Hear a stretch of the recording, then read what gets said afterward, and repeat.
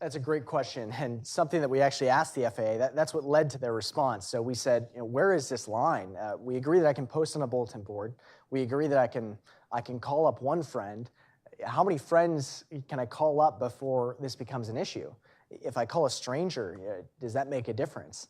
And it seems like that was the angle they were trying to take, even though it's not described in the law. They were trying to make the case that, well, with friends and family, it's okay, but with a stranger, it's not. That's what they were trying to say, even though it has no impact on the safety of the flight. That's the approach they were taking. And again, when we said, well, where is this line of can I call, can I email, how many people can I include? That's when they said, well, send us another request for interpretation. We'll get back to it in 6 months. What about TSA? Sorry, and TSA, we did not hear any pushback from TSA. We didn't really hear any pushback on security at all because, again, we're not changing the nature of the flight. We're just changing how they connect. So we did not get any pushback on that.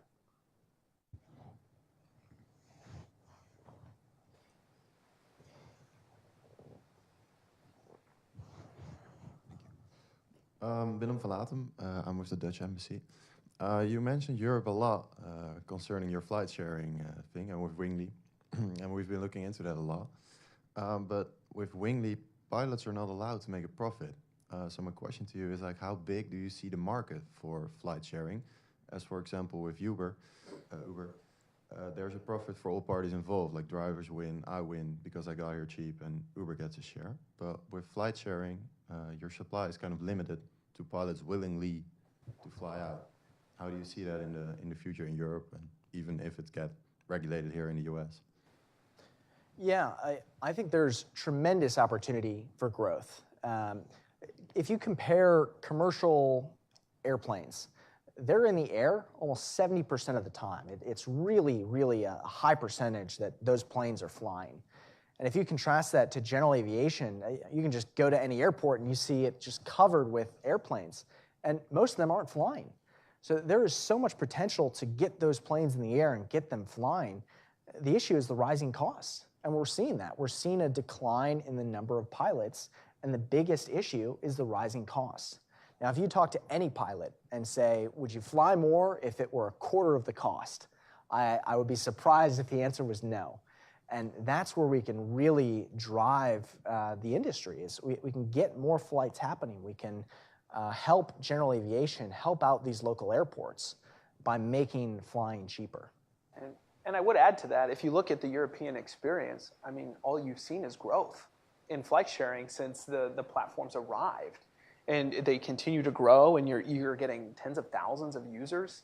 I think, we're like tens of thousands of pilots. I think we're upwards of 100,000 connections. Like they're just like really, really growing fast. I mean, the commercial viability long term, I'm not sure if that's a question regulators should be concerned with. I mean, even if this is people just not even pro rata share. I mean, like whether or not profit is made, shouldn't be too much of a concern to the regulators. The underlying question should be, is it fundamentally unsafe? Right, and I think when you look at the role that platforms can play, you look at the fact that you've had flight sharing in Europe now for 4 years, and you haven't had a single, and any of these platforms, you haven't had a single accident, fatality. Like they've been exemplary on that regard, and I think that should be the chief concern among regulators, not so much how does this impact the commercial viability of other platforms. Or even what does this do, what is the long-term commercial viability? I think at the end of the day, these agencies are safety agencies, and that should be their concern, regardless of if it's the NATA or the commercial airlines or private pilots. That safety is ultimately what we're after. Okay.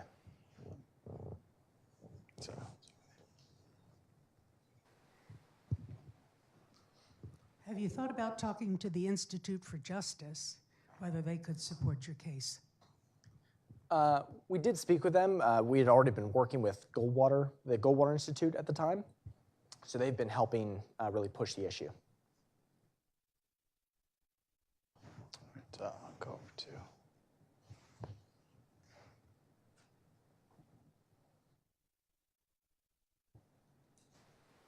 Thank you.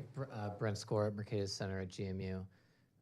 Two questions, if I may. One, are flight sharing operators classified as private carriers in Europe, or are they common carriers with waivers, or something else? And two, related, why go through the heavy lift of imperfect legislation on this when it seems like the issue is this bizarre interpretation by the FAA of what common carriage means?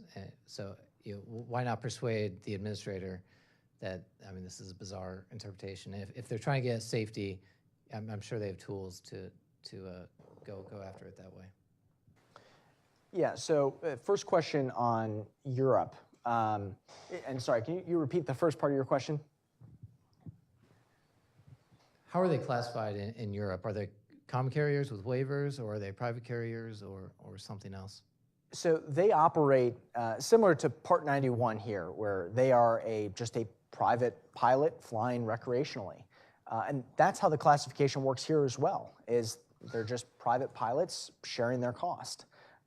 There's a specific line that's an exemption to compensation when they're just pro rata splitting the cost. So they're not a business operator at all. They aren't here. They aren't in Europe. They're just sharing the cost.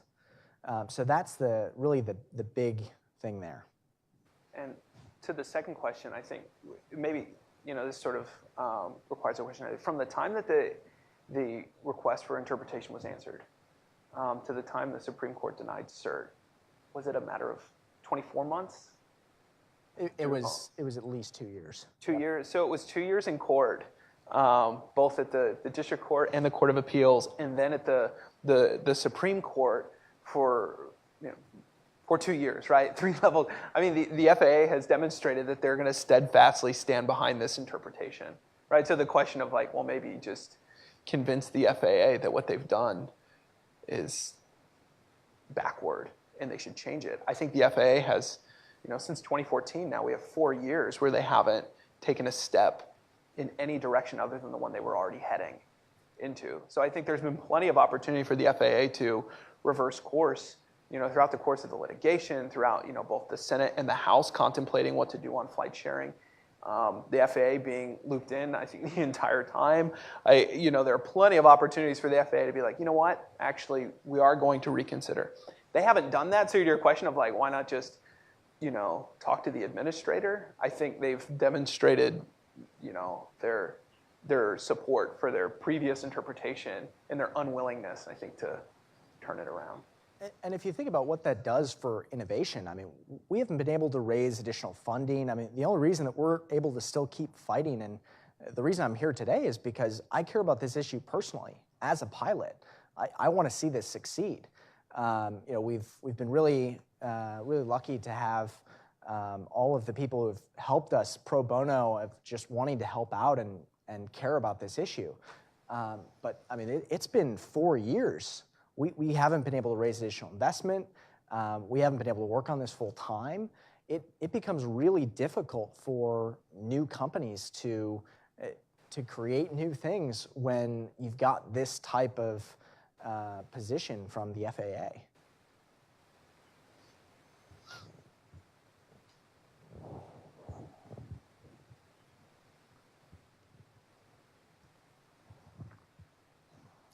Thank you, Dave Rubinowitz. I don't understand exactly how FlightNow operated.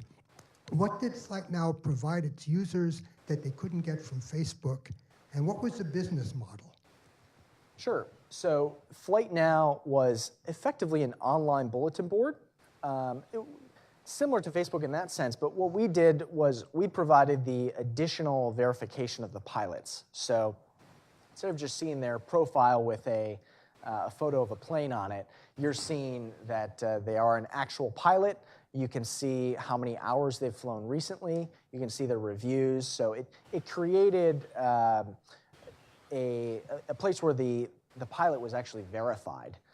So I think just put in context the way flight sharing happens now in the analog sense, right? I mean, the value proposition for FlightNow is to dramatically reduce the search costs. So if I want to engage in flight sharing now, I think I'd have to drive out to Leesburg from here, look on the bulletin board, find some names, the old school tearaways, right? Where it's like, I'm ripping this away, I'm calling people, I'm trying to arrange this.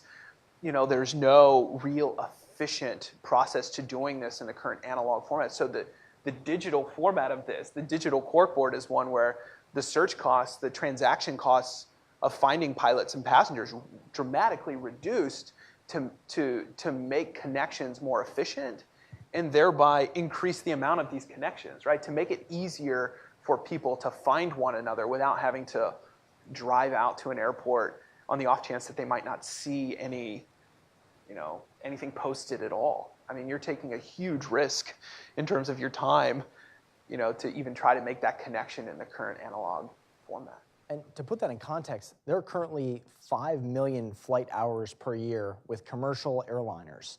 In general aviation, it's 25 million flight hours. So and granted, those are smaller planes, but there is a tremendous opportunity even just to put people on those empty seats. So that's what we're trying to achieve. And I'd love for this, even if it could be legal on Facebook, but we don't even have clear guidance on that today.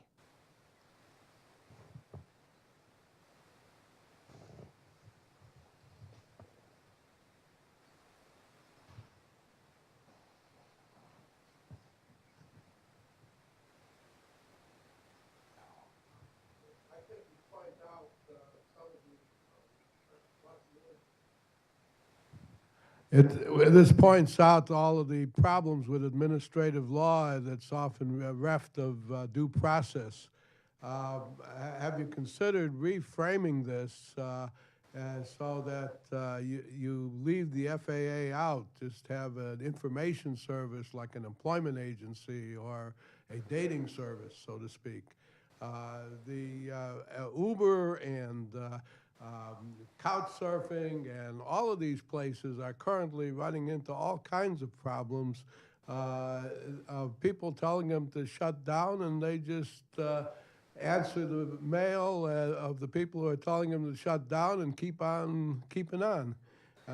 Have you considered doing that? There's also the medical transport that doesn't charge at all. They just, the pilots are doing the same thing you're doing. However, if you like our service, here's a card for a donation where you can pay, and this would have cost you $3,500 for a charter. Give us $30 or whatever. Have you considered doing something like this to reframe what's going on with draining the swamp of the problems of administrative law? We haven't considered that, and the reason is pilots invest tens of thousands of dollars to get their pilot's license. The last thing we would want to do is to jeopardize that or to put them in a position where they might be subject to a restriction or get their license taken away. So the FAA is also very clear on their stance on compensation and on what may be considered compensation. So we made that very clear to our pilots that you can't accept a dinner, you can't accept a tip. We will help you to make sure that you are getting the maximum allowable amount of pro rata share, but no more than that. And that the FAA is very strict on that. So we wanted to make sure that we fell within those guidelines, and